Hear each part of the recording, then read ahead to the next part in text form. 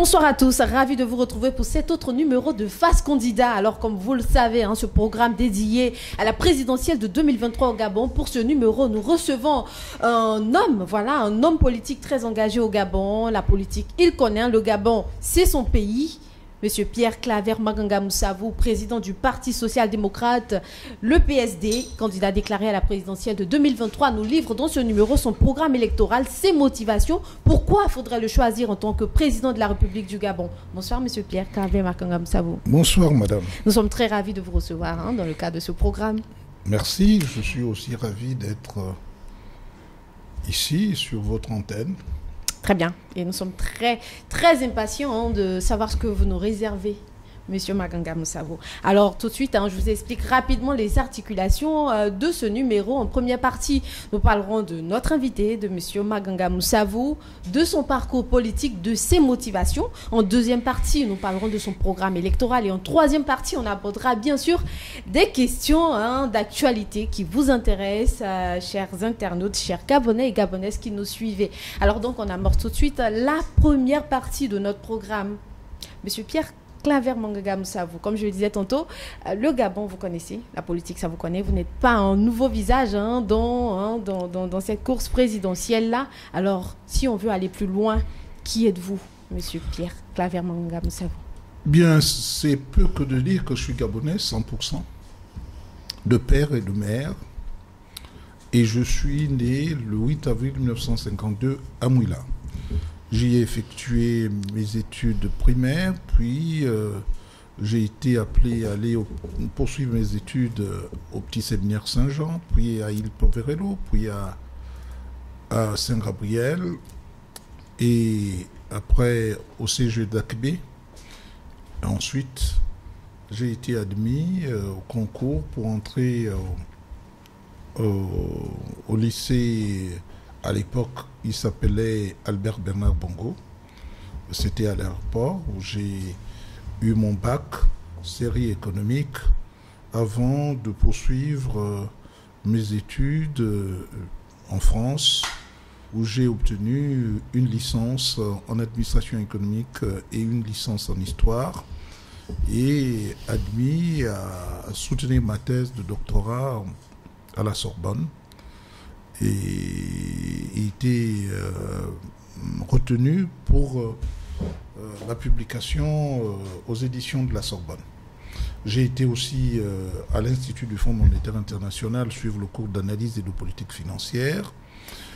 Ensuite, pour mon activité administrative, je suis du ministère de l'économie et des finances, du moins je l'étais avant ma retraite, et j'ai exercé à la Caisse autonome d'amortissement. C'est l'organisme qui, à l'époque, s'occupait de la dette publique, avant d'être appelé à la présidence comme conseiller adjoint, puis conseiller économique et financier.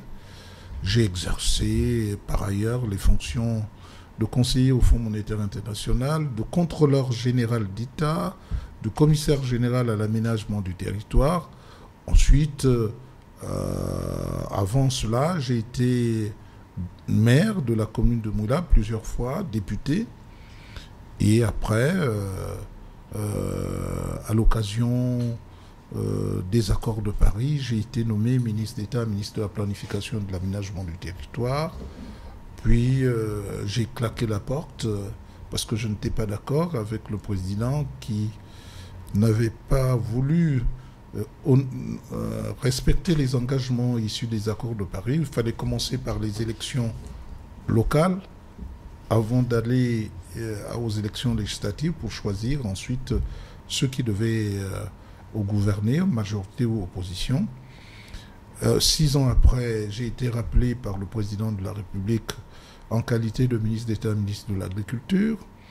Je suis parti de là sur un incident où on a prétendu que je voulais assassiner le vice-président de la République, ce qui était faux, mais le président en chef de village a su me réhabiliter en m'élevant à la dignité de grand officier du mérite national 7 mois après. Puis j'ai compris que nous étions dans un monde où le président ne considérait pas qu'il y avait l'opposition et la majorité. Je me suis juré de ne plus m'opposer à lui parce que ce serait une perte de temps et qu'il fallait attendre son départ pour que je puisse donner ma pleine mesure en tant qu'opposition. J'ai donc été appelé au gouvernement pour exercer les fonctions de ministre d'État, ministre de la refondation des droits humains, ministre d'État, ministre des Transports, ministre d'État, ministre de l'Aménagement du Territoire ministre d'État, ministre des Transports et du Tourisme, bien entendu, ministre d'État, ministre de l'Aménagement du Territoire et de l'Artisanat, et ministre en charge de l'enseignement technique, avant que 7 ans plus tard ou 8 ans plus tard, je sois appelé à être nommé vice-président de la République à l'issue des accords d'Akanda, parce que vous savez que c'est une fonction faisant en sorte que ça rassure les Gabonaises et les Gabonais que le président est d'abord le président de tous les Gabonais et que ce qu'il gère, il ne gère pas ses biens, il gère les biens de tout le monde et que la présence d'un vice-président issu de l'opposition devrait rassurer les Gabonaises et les Gabonais à l'idée que ce qu'il gère appartient à tous et tous devons y participer à une gestion saine des affaires publiques. Très bien. Alors donc un parcours politique très élogieux, très riche d'ailleurs, qui aujourd'hui vous conduit à une candidature à la présidentielle qui d'ailleurs n'est pas la première, monsieur Maganga Moussavou, 1993, 1998, 2016. Encore aujourd'hui, vous 2009, êtes... 2009, voilà, 2016. Et c'est la cinquième. Et c'est la cinquième fois. Qu'est-ce qui vous accroche tant à ce but? Quelles sont vos motivations pour cette année en particulier, cette année 2023? La persévérance devrait être considérée comme une qualité. Une qualité, pourquoi? Parce que dans la vie, on n'est pas appelé à obtenir ce qu'on veut tout de suite. Et au regard de mon parcours, je crois qu'il est assez élogieux. Donc, je bute sur la dernière marche. J'espère que cette fois-ci, vous m'aiderez à franchir cette marche. Quand je dis vous, je m'adresse aux populations gabonaises au regard de mon expérience, au regard de ce que j'ai posé comme acte dans ma ville et dans mon village. Ça ne suffit pas, mais on dit chez nous que la canne à sucre, c'est au début qu'elle est sucrée, pas à la fin. C'est-à-dire que si vous n'avez pas été capable de vous occuper des autres, des Gabonais dans votre village ou dans votre ville, vous ne pensez pas qu'on vous fera confiance, parce qu'on se dit, s'il n'a pas su s'occuper des populations de son village, il ne pourra pas s'occuper de la population de sa ville et il ne pourra pas non plus s'occuper des populations bien entendu, monsieur Maganga Moussavou, du pays tout entier. Et un autre point qui, à mon sens, devrait également convaincre les Gabonais à vous élire, c'est bien sûr votre programme électoral. Voilà. Alors, comment est-ce que vous comptez articuler les principales mesures autour de ce programme-là? Je voudrais, si vous permettez, dire que lorsque j'étais en responsabilité, c'est ce qui doit convaincre les Gabonais, parce que les Gabonais, au regard de tous les candidats, y compris de mon camp, l'alternance 23, nombreux sont les candidats qui ont été au gouvernement. Je suis peut-être le plus capé, c'est-à-dire celui qui a eu des responsabilités plus importantes, mais il va de soi que l'on me doit la jonction des 3 pays, Gabon, Guinée équatoriale et Cameroun, le pont qui a été financé par le FED à l'initiative du ministre de la Planification. Ensuite, on me doit la route Minzik-Oyem. On me doit la route Lambaréné-Fougamou en direction de Mayumba. C'est moi-même qui ai programmé cela parce qu'il fallait bien qu'on s'occupe de cette route. Et on me doit aussi les ponts de Douya, les ponts de Mbengi, la Dibossa, le pont de Mongo. On me doit d'avoir désenclavé Ibunji, qui était comme un cul-de-sac. Et on me doit d'avoir refait l'aéroport de Kulamutu, d'avoir apporté l'eau à l'aéroport de Chibanga, d'avoir terminé les travaux de construction du lycée Jean-Jacques Boucavel. C'est pourquoi moi-même, le président de la République m'a laissé donner le nom de Jean-Jacques Boucavel à ce lycée. Et comme j'ai donné le nom de Raphaël Boubala à l'aéroport de Mila, puisque c'est à mon initiative que cet aéroport a été construit, je peux citer les petits marchés sur la route de Lambaréné pour permettre aux agriculteurs de mieux vendre leurs produits, d'avoir une meilleure exposition, plutôt que de vendre sur des tonneaux.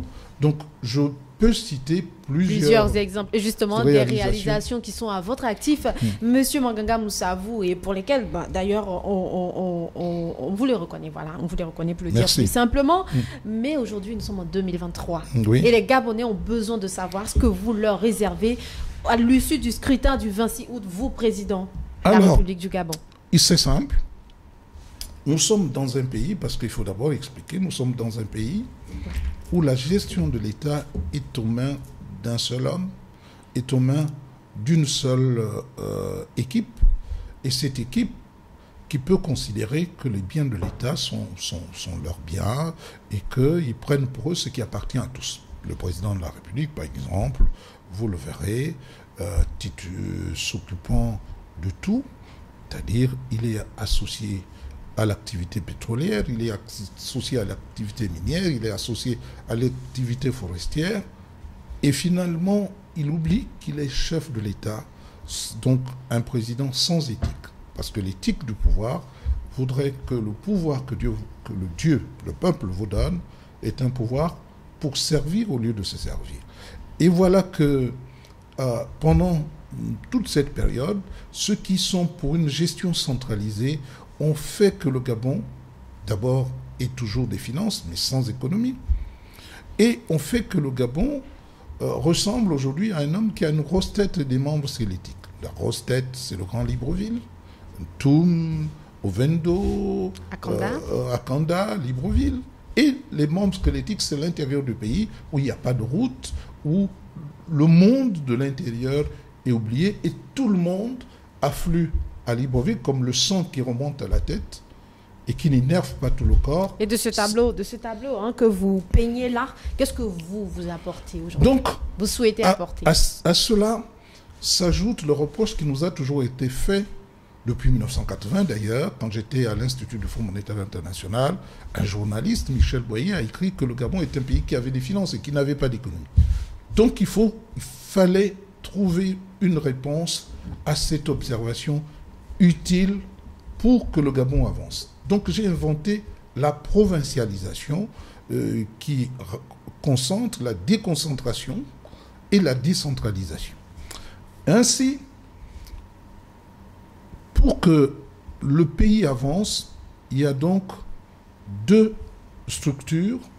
Il y a la structure centrale, gouvernementale, qui devrait, dans le cadre de la provincialisation, s'occuper des projets transversaux, les routes, les hôpitaux hospitalo-universitaires, les lycées nationaux, les universités qui sont des investissements structurants pour former des Gabonais. Parce que sans formation, vous ne pouvez pas trouver des femmes et des hommes capables d'assumer le développement. Donc c'est une priorité des priorités. D'ailleurs, quand j'ai été nommé vice-président de la République, la première chose que j'ai eu à faire, c'est faire des projets à mes frais pour aller voir le chef de l'État en disant « Confiez-moi la construction des universités, s'il vous plaît ». Malheureusement, il m'a été répondu qu'il a préféré donner ce projet à son conseiller, qui se trouve aujourd'hui être ministre de l'Enseignement supérieur, qui n'a pas sorti une seule université depuis 14 ans. D'accord, donc l'amélioration du système éducatif ferait donc partie de mesures principales en termes de programme électoral. Ce sont les projets transversaux du gouvernement central. J'ai parlé aussi des routes. Nous allons construire la route, parce que sans la route, on ne peut pas développer l'agriculture, on ne peut pas développer l'économie. Donc nous allons construire une route de développement qui partira d'Ovendo à Mayumba, parce que nous avons la chance d'avoir deux ports en eau profonde. Et cette autoroute, 2 fois 2 voies, va voir se connecter des voies qui viendront, je parle de Port-Gentil, Omboué, Mandji, pour se connecter à Yombi.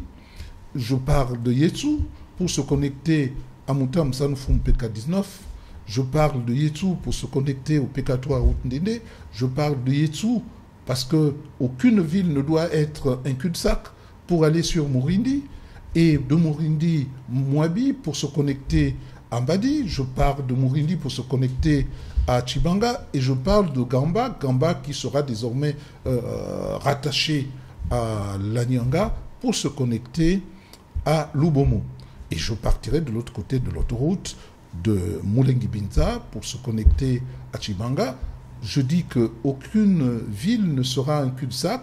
On partira donc de Moulengi-Binza pour Mabanda pour se connecter à l'autoroute à Niali. On partira de Ngongo pour se connecter à Ndende, comme on partira de Malinga en passant par les Kindu, Nzenzele pour les Bamba pour se connecter à l'autoroute à Ndende. On partira de Malinga pour Mbigou, les Bamba, mais Mbigou aussi Mukabou, Mimungo pour se connecter à Mouila, et de Mukabou on ira à Ngwassa, Ebunji, de Ngwassa Kulamutu, on prendra par la droite pour aller à Pana, Bakumba pour Mwanda, on prendra la gauche pour tout droit pour aller à Lastourville, Mounana, pour Mwanda Franceville. Évidemment, toutes les voies du Haut-Ogooué se connectant à Franceville, de Franceville, on partira à Makoko, en passant par Okonja, bien entendu, et on ira des Kata, des mi-pays pour Mekambo, Makoko, Makoko au vent, Kumameyon, Boué Kumameyon, Lalara Njolé pour se connecter à Bifoun, et on partira de Lalara pour Minzik. On ira d'abord tout droit jusqu'à la frontière avec la Guinée équatoriale, d'Oyem en passant par Oyem, et d'Oyem pour aller à la frontière en passant par Bitam, et d'Oyem on ira à Mivoul. Ensuite, de Bibas, on ira à Sam Kougouleu, Sam Medoune pour se connecter à Kougouleu. D'accord. Donc la dernière étape sera de partir de Coco Beach pour Toum, et nous aurons achevé cette route qui va féconder le développement. Sans la route, on ne peut pas parler d'économie, et c'est pourquoi nous végétons, nous n'avançons pas parce que nous n'avons pas de route, et nous allons ensemble engager ce grand chantier qui va être un grand chantier du moment au niveau du monde entier, pour donner au Gabon les raisons d'espérer et aux Gabonais les raisons de penser que nous ne devons pas être les derniers. D'accord. Et donc, pour aborder l'aspect économique, alors comment envisagez-vous stimuler la croissance économique du Gabon et créer, bien entendu, des opportunités d'emploi pour les Gabonais et les Gabonaises qui nous regardent? La solution est simple. C'est la provincialisation. La provincialisation qui va nous permettre d'avoir 5 pôles de développement. Un pôle, l'Essuyer, un deuxième pôle, le Wellington et le Goué-Vindo, un troisième pôle, le Haut-Ogooué et le Goué-Lolo, un quatrième pôle, le Moyen-Ogooué et le Goué-Maritime, un cinquième pôle, la Nyanga et l'Angoudi. À chaque pôle, nous affecterons un budget de 100 milliards. 60% pour les autorités déconcentrées et 40% pour les autorités décentralisées, pour qu'en synergie, ils puissent impulser l'aménagement du territoire de ces pôles de développement. Maintenant, pour impulser véritablement le développement, nous allons créer des banques de développement pour l'entrepreneuriat. Dans chaque pôle de développement, avec une banque qui recevra, chaque banque recevra 10 milliards. Vous avez compris qu'il y aura 5 banques, puisqu'il y a 5 pôles de développement. Ainsi, vous, jeunes, ayant terminé vos études, vous avez une idée de ce que vous voulez faire de votre vie, vous avez quelque part eu à connaître des projets, vous n'avez pas besoin d'inventer. Il suffit de se pénétrer de ce que vous avez vu, de ce que vous avez appris, pour venir emprunter. On vous encadre, vous créez votre projet, ça vous permettra de vous auto-employer, mais aussi d'employer des jeunes autour, comme vous, et ça s'adresse aussi aux femmes rurales, aux femmes commerçantes, qui vont aussi emprunter pour développer leurs activités, et ça s'adressera aussi aux retraités, à ceux qui ont de l'expérience, qui ont arrêté, par exemple, d'être dans l'administration ou d'être dans une entreprise privée, qui voudraient relancer leur vie. Par exemple, créer une grande plantation de café, de cacao ou autre chose, une grande structure arachidière.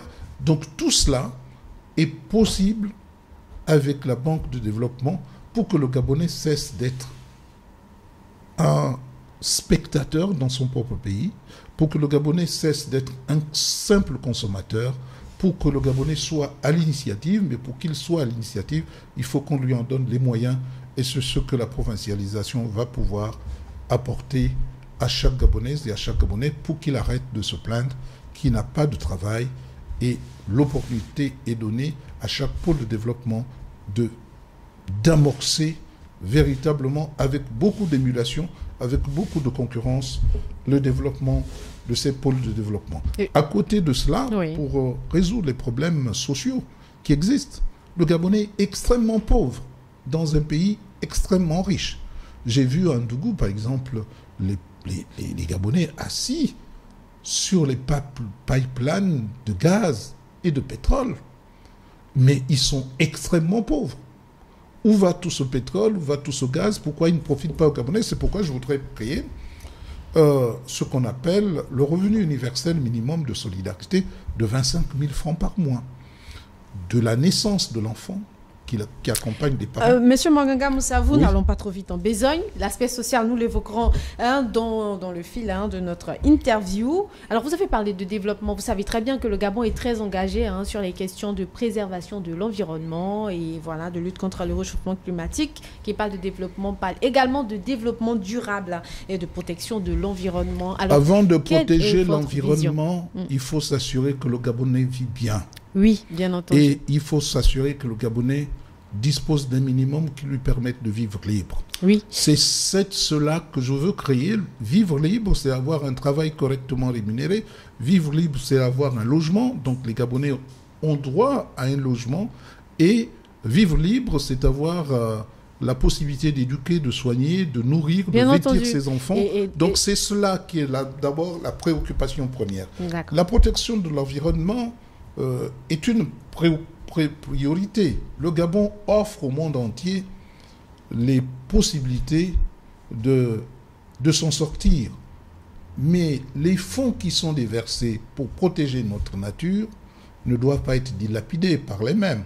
Tout le monde sait que quand on donne 4 milliards pour les paysans qui ont perdu leur plantation, c'est dérisoire, d'autant plus que les fonds qui sont déversés sont plus importants que ceux qui sont redistribués, et que, en définitive, ce sont des gens qui ont été recensés il y a 4 ans qui ont bénéficié des 4 milliards, mais ceux qui subissent la situation aujourd'hui n'ont pas été pris en compte, et c'est bien dommage.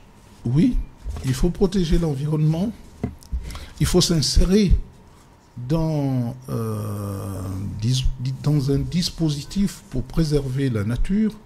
Mais j'ai dit aussi que mon peuple a besoin d'être préservé des pachydermes. Donc nous mettrons en place un système qui protège l'environnement, mais qui protège avant tout le Gabonais dans son village, dans son environnement, pour le protéger des pachydermes et lui donner au Gabonais la possibilité d'engager un développement agricole basé sur une agriculture sédentaire, mécanisée, plutôt que sur une agriculture itinérante basée sur le brûlis.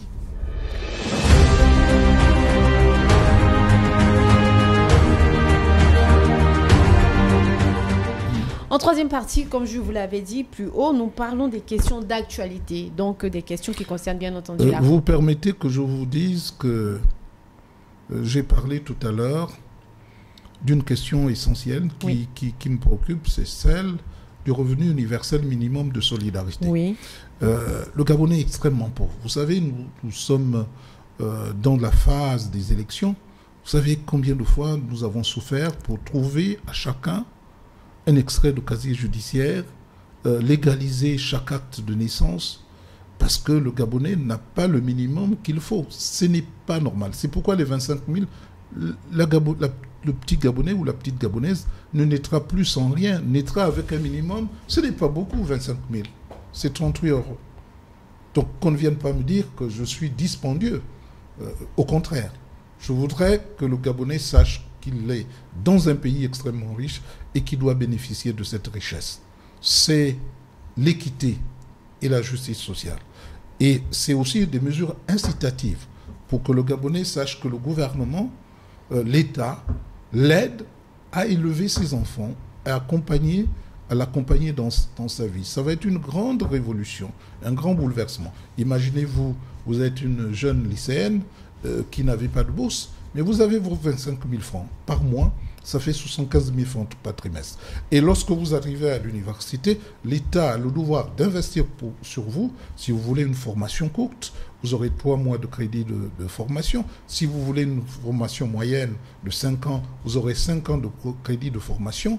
Et si vous allez un peu plus loin, vous aurez 10 ans. Et ça sans qu'on vous demande votre âge. Dès que vous avez le bac, c'est la seule condition. Le reste, moi je veux que les gens soient formés, même le plus tard possible, parce qu'un homme averti en vaut deux.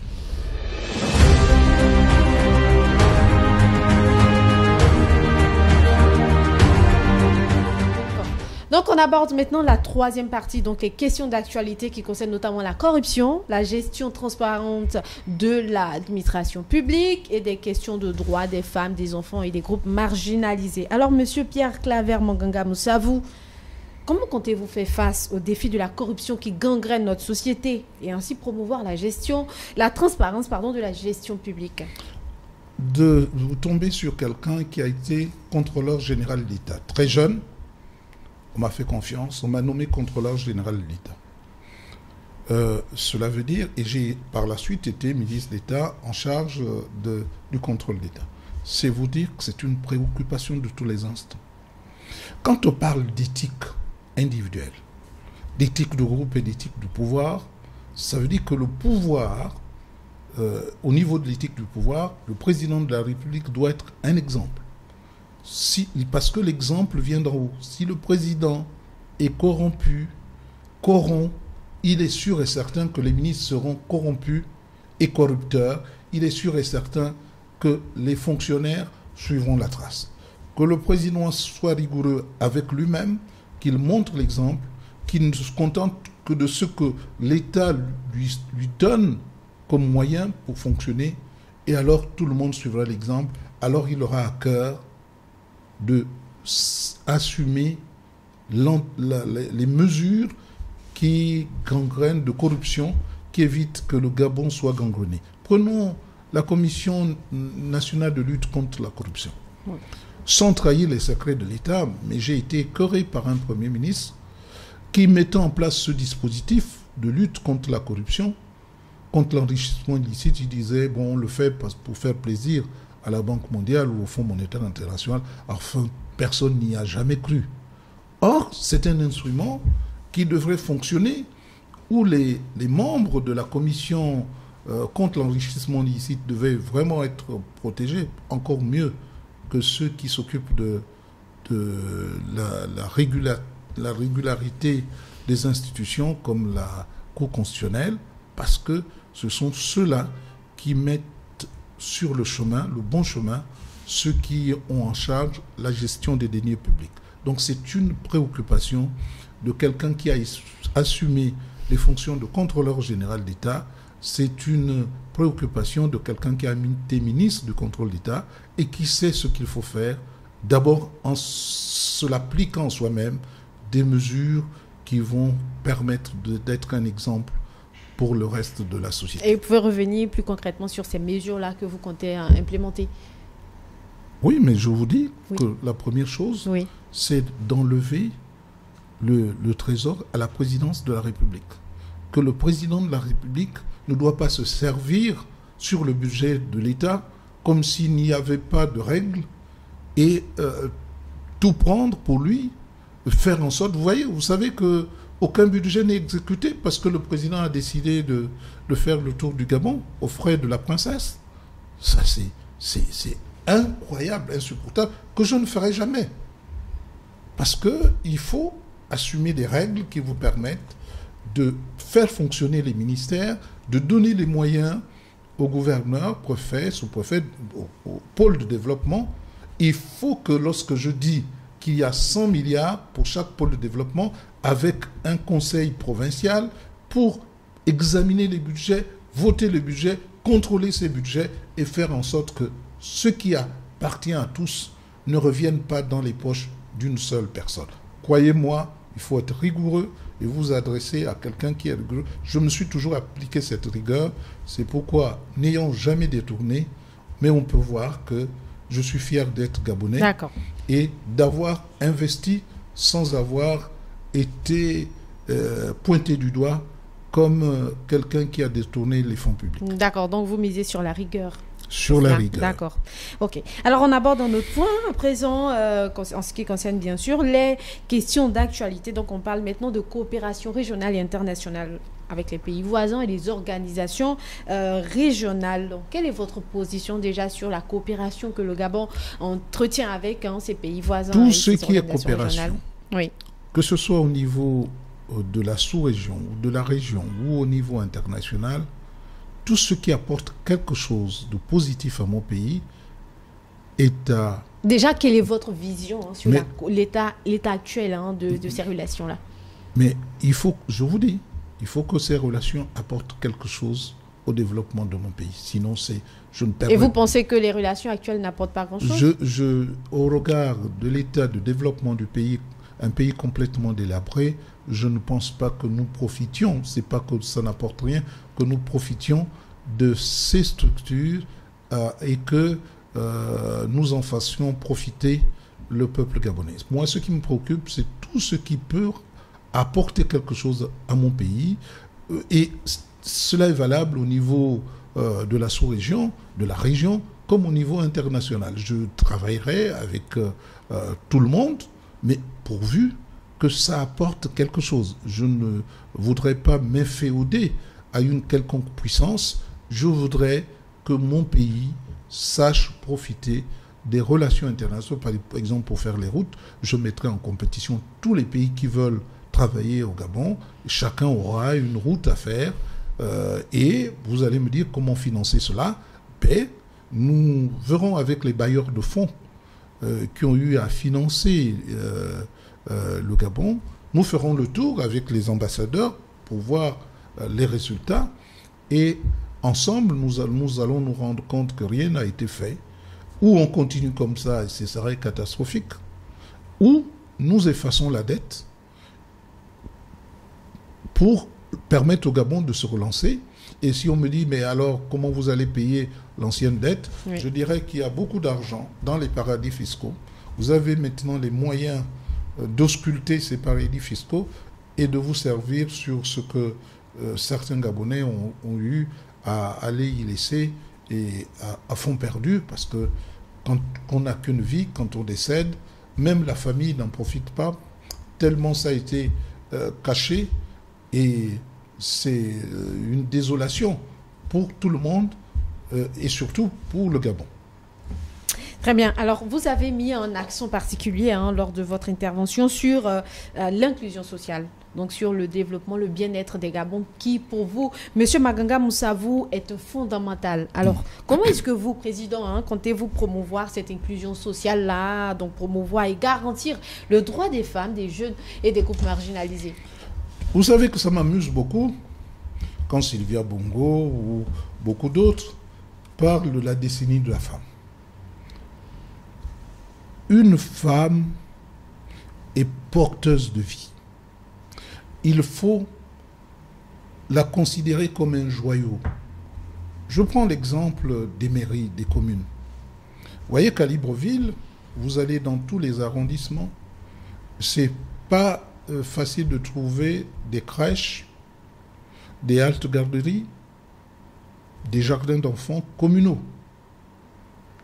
Parce que une femme qui veut être aidée, ou par exemple, si vous êtes marié, ce que je vous souhaite, c'est peut-être pas encore l'occasion. Je suis déjà. Déjà, pour que vous veniez ici à cette antenne, il faut qu'on vous donne l'opportunité de mettre votre enfant à la crèche, de mettre votre enfant à la halte garderie, de mettre votre enfant au jardin d'enfants pendant la période scolaire.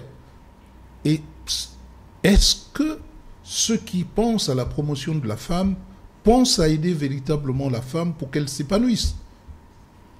Les fonds que vous avez, votre revenu ne suffit pas à avoir une nounou. Or, pour promouvoir la femme, il faut qu'il y ait des haltes garderies, des crèches dans chaque quartier. C'est ça le soutien de la femme. C'est pour libérer la femme, pour lui donner l'opportunité de s'épanouir et de donner sa pleine mesure comme l'homme. Or, tout cela n'existe pas. Et on parle de décennie de la femme comme pour faire croire qu'on aime les femmes alors qu'on ne fait pas tout, on ne met pas en place des actions dans ce sens. C'est ce qui sera fait par les communes, par, entre autres missions d'une commune, ce sera de construire des écoles, de construire des haltes garderies, de construire des dispensaires de quartier et d'y apporter des médicaments pour les premiers soins. Quant au niveau des structures déconcentrées, ils vont construire des hôpitaux et le gouverneur ou le préfet aura la responsabilité dans son budget de pourvoir en médicaments ces structures.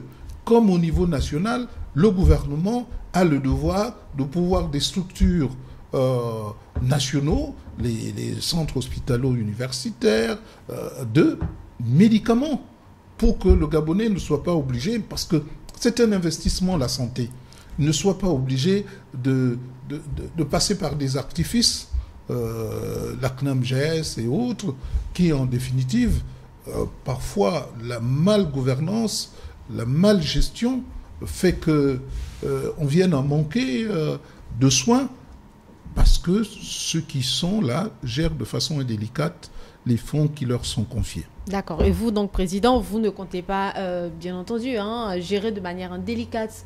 Vous misez sur de la transparence, c'est cela? Vous le dites.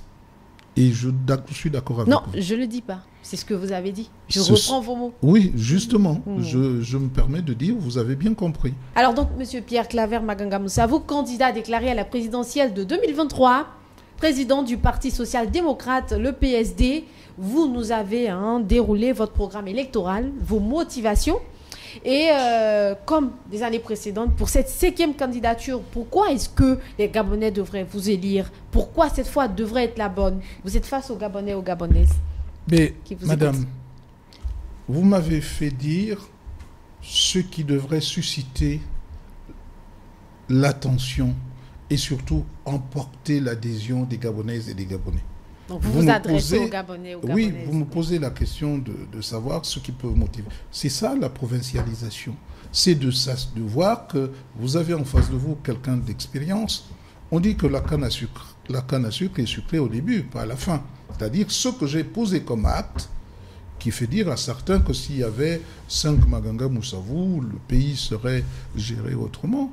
Il s'agit de Maganga Moussavou qui, fort de son expérience, propose, dit aux Gabonaises et aux Gabonais, ne perdez pas confiance. Je dis aux jeunes surtout, ne vous laissez pas aller à la drogue, au désespoir. On aura besoin de vous, on vous mettra à niveau pour que vous puissiez apporter votre contribution au développement de l'État. Le Gabonais qui est censé être considéré comme quelqu'un qui est paresseux, va démontrer à la face du monde, parce que l'État va l'accompagner, va démontrer à la face du monde ce qu'un Gabonais sait faire quand on lui en donne l'occasion. C'est pourquoi la Banque de développement pour l'entrepreneuriat sera le fer de lance, sera le commencement d'une prise en main du développement par chacun de nous de notre pays. Parce que la question comme l'a dit John Fitzgerald Kennedy, que la question n'est pas celle ne sera plus de savoir ce que l'État peut faire pour nous, mais ce que nous devons faire pour mériter cette confiance que l'État placera en nous, afin que chacun de nous soit utile pour son pays et, bien entendu, conclure en disant pour que demain soit meilleur qu'aujourd'hui. Très bien, pour que demain soit meilleur qu'aujourd'hui. Et c'est tout le mal qu'on peut souhaiter au Gabon. Et bien entendu à vous, monsieur Pierre Claver Maganga Moussavo, candidat déclaré pour la présidentielle de 2023. Alors nous avons été très ravis de vous recevoir sur ce plateau. Moi également. Les Gabonais également, les Gabonaises sûrement très ravis également d'en savoir un peu plus sur votre programme électoral. Et nous vous souhaitons une bonne continuation pour la suite, tout en espérant vous recevoir peut-être sur ce plateau. C'est ce que j'allais dire. Vous m'enlevez les mots de la bouche. J'aimerais revenir autant que faire se peut, dès que c'est possible, dès que je reçois votre invitation. Je vais bien sûr accourir à m'exprimer sur votre plateau. Très bien. Et nous espérons bien sûr que vous aurez toutes les chances de votre côté au soir, enfin à la fin de ce scrutin du 26 août. Si le scrutin est transparent, il n'y a pas de problème. Vous savez, je pensais que lorsque vous aviez dit « nous allons aborder des questions d'actualité », c'était pour aborder les problèmes qui font que demain, la paix sociale soit mise en cause. Parce qu'on ne change pas les règles du jeu alors que les équipes sont dans le vestiaire et s'apprêtent à aller sur le terrain de foot. D'accord, vous faites allusion aux supposées modifications qui ont été... Oui, c'est pourquoi moi je voudrais m'inscrire en faux dans l'argumentation qui a été donnée par Bonda, le président du Conseil général des écoles, qu'il a démontré à la face du monde que les 3 scrutins ne peuvent pas se dérouler en un seul jour, s'ils ne faussent pas les règles du jeu.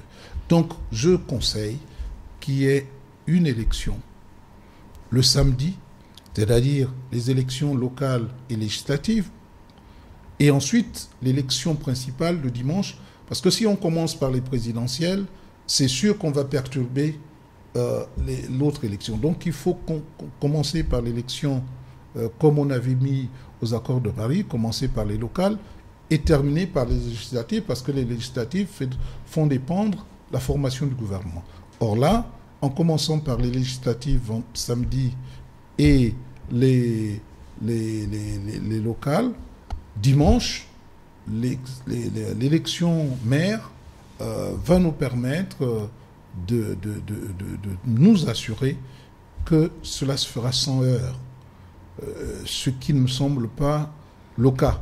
Et il faut qu'ils sachent que le fait d'avoir prévu de signer sur les bulletins, c'est parce que les pédégistes donnaient les bulletins à leurs électeurs. Ils arrivaient au bureau de vote avec des bulletins qu'on leur avait donnés et ils faisaient semblant de prendre les bulletins que leur tendaient les scrutateurs. Et ils allaient jeter directement dans la poubelle et mettaient dans l'enveloppe le bulletin qui leur avait été confié par un corrupteur. Et pour éviter cela, nous avons demandé que séance tenante on signe, pour éviter le transport illégal de bulletins. Et pour éviter de sortir avec des bulletins et attiser la commission, ce sont des mesures que j'ai moi-même proposées. Alors, on a proposer l'enveloppe à coller. Oui, justement. Et justement, cette mesure a été prise en compte. Non. Cette mesure qui avait été prise en compte depuis 1996, depuis 2006, j'allais dire, est remise en cause parce que, semble-t-il, les gens ne savent pas comment mettre... non, mais vous avez proposé les enveloppes ordinaires. Non, moi je n'ai pas proposé les enveloppes ordinaires.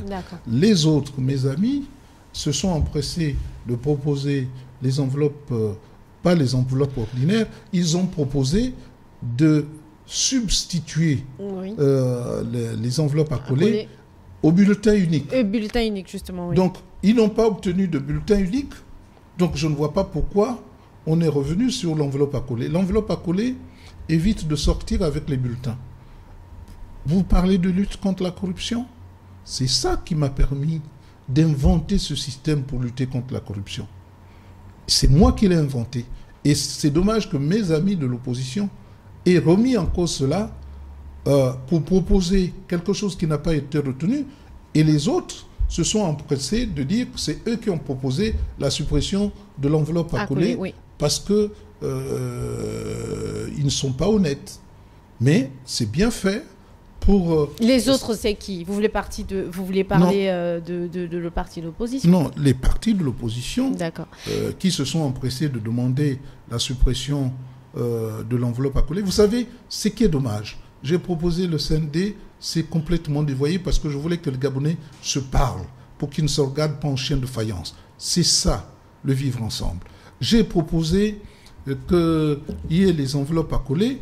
D'autres Gabonais s'empressent de vouloir vider cela, parce que c'est peut-être Maganga Moussavou qui a proposé. Mais lorsque vous donnerez à des Gabonais une feuille avec 20 ou 30 candidats sur une seule feuille pour cocher, ça va être difficile pour des gens qui n'ont pas la même capacité de discernement que certains d'entre nous.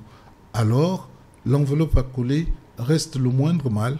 Il suffit seulement d'aider les populations âgées, à partir d'un certain âge, les accompagner pour qu'on respecte leur choix, mais qu'on les aide à mettre les autres enveloppes dans la poubelle. Et si la poubelle est petite, on l'agrandit. On fait des enveloppes plus grandes. Et pour que ce dispositif reste valable, tout ce qui est inventé par les Gabonais et qui fait l'admiration des autres, le CND, l'enveloppe à coller, oui, c'est des dispositions vraiment qu'on ne retrouve qu'au Gabon et qui devraient être la fierté des Gabonais. Mais j'ai comme l'impression que tout ce qui est Gabonais n'est pas valorisé, et malheureusement par des Gabonais eux-mêmes. D'accord, merci beaucoup Monsieur Maganga Moussavou. Merci pour cet additif-là que vous apportez après votre message aux Gabonais. Nous avons été très ravis de vous recevoir. Nous avons été très ravis de vous recevoir pour ce numéro de Face Candidat, et bonne chance pour la suite, bonne continuation. Merci à vous de nous avoir suivis. Restez connectés sur Média 241.